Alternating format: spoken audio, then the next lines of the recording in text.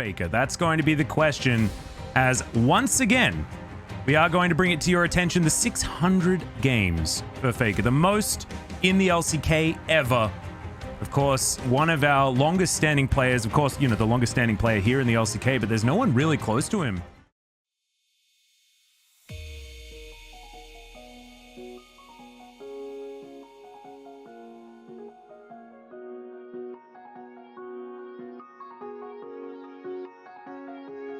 Shining through the dark, past 1,000 stars, we have come this far. Who we are is just a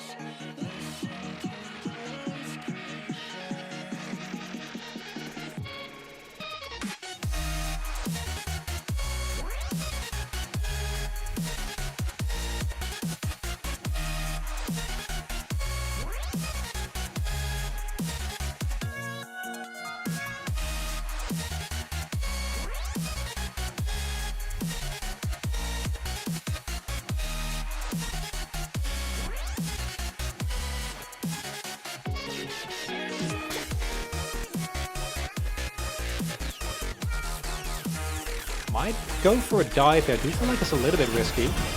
Yeah, beat drop comes in. That's going to be the tumble, gets them out of the way. Only level 5, so no solar flares as the teleports come on in.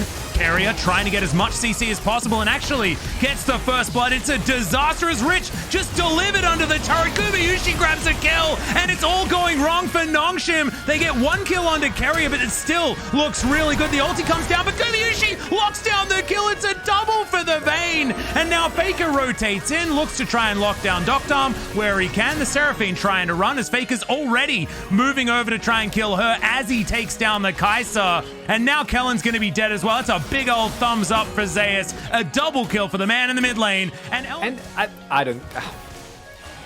Yes, okay, I get it. They're not 6 yet, but this is not it. Like, there's teleports available. You're going here for a dive without any, like, immediate lockdown. You don't have your Seraphine ultimate yet.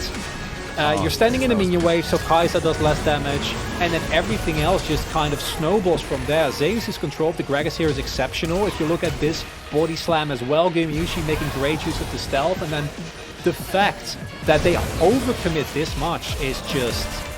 That should never happen. We're going for it again as Carrier doesn't have Aftershock anymore. He's likely to die here as the beat gets dropped, and that is going to be Leona doing the same in these control mage matchups. Mid lane control is just so powerful, and look, they're going to be moving a bit faster. They're going to have some CDR on their ultimates. That's good news as Bay is going to turn back up. He doesn't have a flash, remember. Scatter the Weak is good, but there's a Ragnarok, and that is going to be a very dead sim. Gumayushi needs to be really respectful here. I think Yep, there's the ulti. Kellen finds it. No, not able to get the extra spell as Carrier does turn up. And it looks like with Olaf coming down, wow, Gumayushi is going to be able to even get the minion wave as well. Voidsing, oh God, I was scared. Okay, in he goes. Doctarm gets the cleanse. 4, definitely a good start here. And they're looking for the dive. Rich going down relatively low. Doesn't quite have the Ornhorn available as the teleport. Is going to be the tower taken down, though, as Shirley gets a lot of work done. Because they have really driven all the way up this mid lane. The K-Ram is no joke. Flash forward, gets the flash out of Bay immediately. Throwing through as many as he can. There are so many buttons being pressed, and now Rich pulls the trigger. That's a triple knock-up, and in goes the charm as well. But T1, they keep themselves in it. Shockwave only lands onto Peanut, who soaks a lot of damage and will be taken down. Now Gumayushi trying to take the fight into his own hands, and Bay gets back to the rest of his team. It is. I thought for a second that T1 was going to make the move on Baron there. They might try to guide this wave in. Faker. Oh my God, just gets chunked. The teleport to come forward as well from T1. Now Doctarm going to have to get out. Yeah, exactly. They're looking for this one as Zeus body slams over, gets the slow into Doctarm immediately. That gets cleansed. Kellen's going to get slowed down. In goes Carrier. Finds Doctarm on the backside, who has to Killer Instinct and Flash to get himself out. Faker flashes forward, tries to find Doctarm. Doesn't quite have enough damage. That flash is really valuable. Yeah, well, we're going to look for it once again as there's the Shockwave. Doesn't do too much as Peanut's able to soak a lot of that damage. That's the Ornhorn from Rich on the backside. Carrier looking to try and make his way out as this Olaf is massive. Peanut will be taken down. Zeus here. Another brick wall that Nongshim have to get through. Peanut's dead. This Baron starting to go down pretty quickly. This will be a 4v5. We'll see whether Baron is going to work out for Nongshim as there are low health bars. Gumayushi's he's at full as now Rich gets body slam. Doesn't have the Ornhorn, remember, as they will be just taking down this Baron. It's the Olaf able to lock it down, and Rich just too far forward. Unfortunate. I want to see when the Reaper, how is T1 able to actually make this work? Because I think at this point, I don't mind that you go for a fight here, right? Like T1 is all funneled in there, and Zeus is not at the fight yet. But I think they underestimated the amount of damage that can be done, and Kalin isn't really in this fight. Then Zeus with the flank basically forces the entirety of Nongshim to immediately back off. And now Udyr is dead, and you're now at a point where your Vayne can get through this Baron so incredibly fast. You don't have your big ultimates anymore, you can't hard engage, no smite. And yeah, then the subsequent follow-up from T1 is simply too much. I think they could have re-engaged there, but they...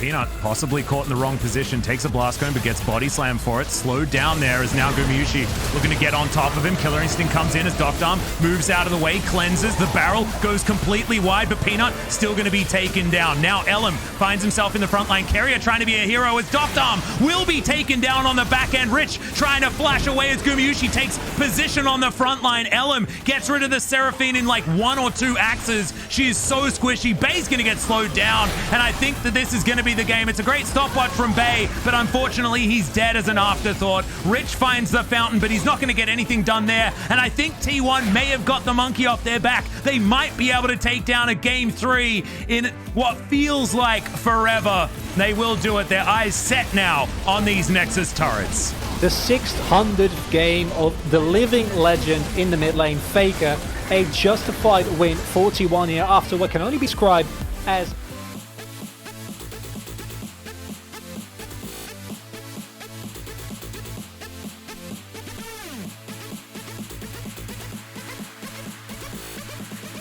with that one.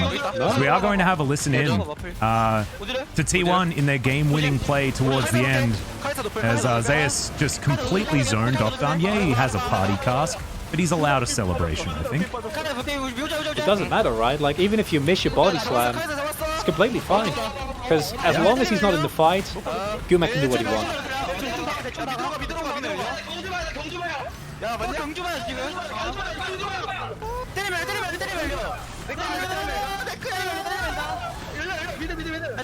Elam's so happy. Yeah. And Faker is stoic as always. Yeah. Stone cold. As you like to see it.